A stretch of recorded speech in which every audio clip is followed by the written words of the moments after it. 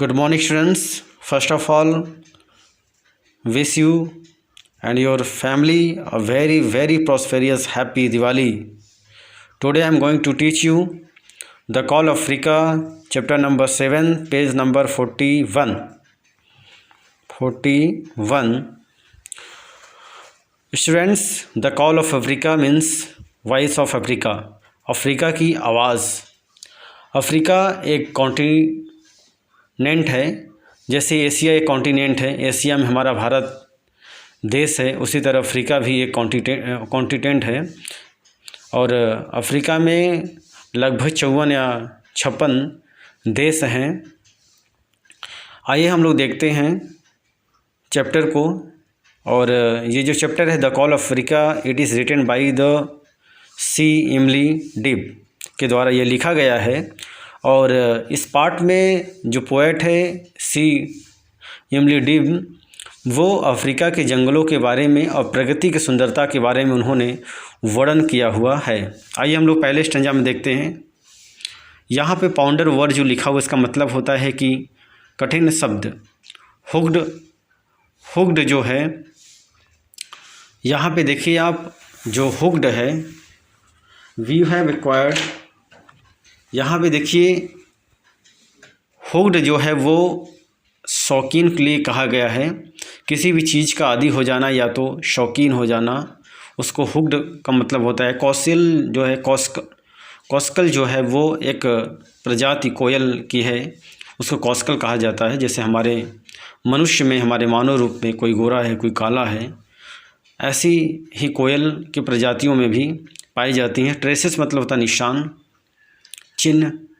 रस्टलिंग मतलब होता है सूखे पत्तों की जो आवाज़ें आती हैं, सरसराहट, या तो आप सरसराना कह सकते हैं। ओरिजिन मतलब होता है क्षितिज, जहाँ पर पृथ्वी और आकाश जहाँ पर मिलते हैं उसको ओरिजिन कहते हैं।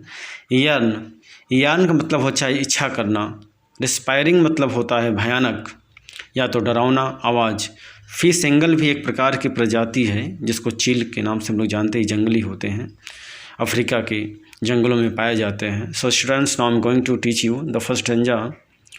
व्हेन यू हैव एक्वायर्ड, यहाँ पर पोएट सी एमिली डिब कहते हैं कि व्हेन यू हैव एक्वायर्ड, जब आप प्राप्त करेंगे, जब आपको टेस्ट फॉर डस्ट, जब आपको मिट्टी का स्वाद मिलेगा, जब आप मिट्टी के स्वाद को प्राप्त करेंगे, the scent of our first rains, यानी कि यहाँ पर लेखक कहते हैं कि जब अफ्रीका की पहली बारिश की जो मिट्टियों की, जो गीली मिट्टियों की जो सुगंध है, जब आपको मिलेगी, जब आप प्राप्त करेंगे, तो you have hooked for life on Africa, तो आप अफ्रीका की जीवन शैली और अफ्रीका में किस प्रकार से लोग अपने जीवन यापन को करते हैं, आप उस अफ्रीका की जीवन शैली के शौकीन हो जाएंगे। आपकी इच्छा हो जाएगी कि हम भी अफ्रीका की जीवन शैली के आधार पर अपना जीवन यापन करें।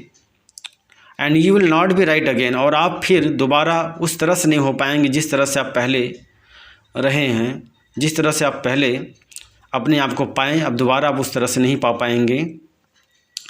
Till you can watch the setting room, तब तक आप ये देखेंगे कि किस तरह से चंद्रमा अस्त हो रहा है, यानी कि शाम हो रही है, आप उसको भी देखेंगे। एंड हियर द जैकॉल्स बार्क, और जैसे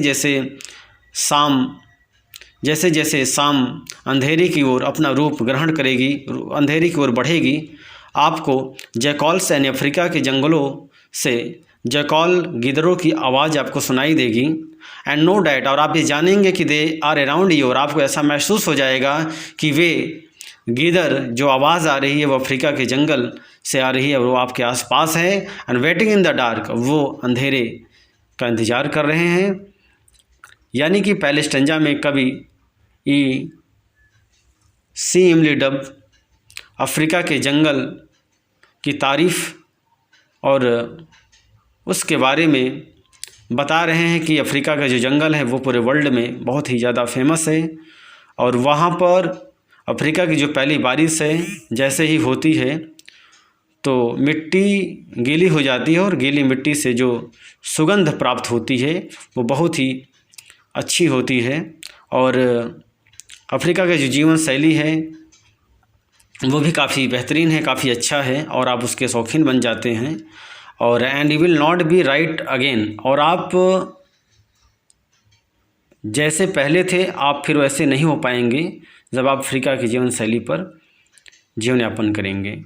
और तब तक आप ये भी देखेंगे कि अफ्रीका के जंगलों में कि किस तरह से चंद्रमा अस्त हो रहा है, शाम अंधेरे की ओर बढ़ रहा है और जंगल में रहने वाले जो गीदड़ हैं उनकी आवाज़ें आपको सुनाई देती है और आप ये जान जाते हैं कि धीरे धीरे वे अंधेरे का इंतज़ार कर रहे हैं और आपके पास ही वो हैं।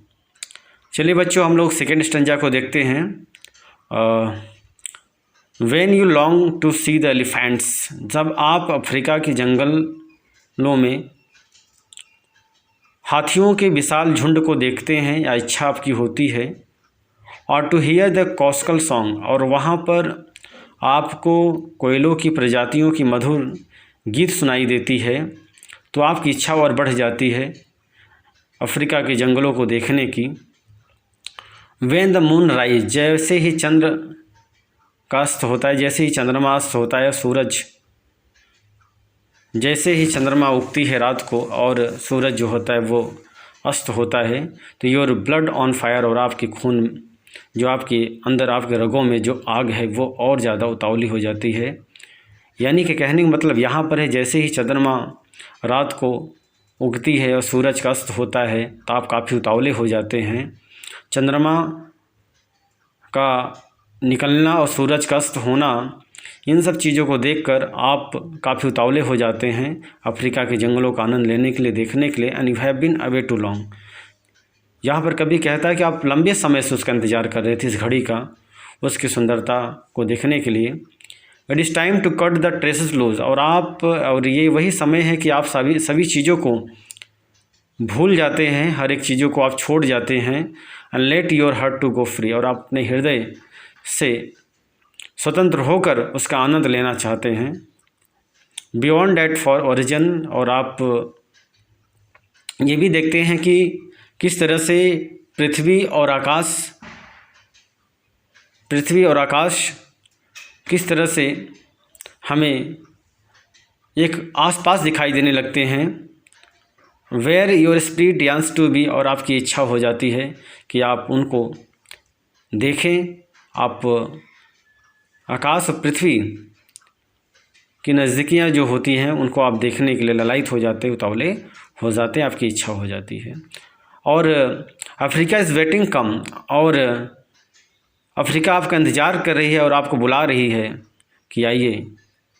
सिंस यू हैव टच, चूँकि you have touch the open sky, क्योंकि आपने खुले आसमान को टच कर लिया, छू लिया है। भले ही यहाँ पर कभी कहता है कि अफ्रीका आपको बुला रहा है, और भले ही इंसान खुले आसमान को छू लिया हो या पा लिया हो। And learn to love the rustling grass, और आपने ये भी सीख लिया है कि किस तरह से आपको सूखी घासों की जो आवाज़ें हैं, आप उनसे कितना प्रेम करना सीखे हैं, किस तरह से आप उनसे प्रेम करते हैं, उनकी आवाज़ों को सुनते हैं, और खुले आसमान को आपने छुआ है।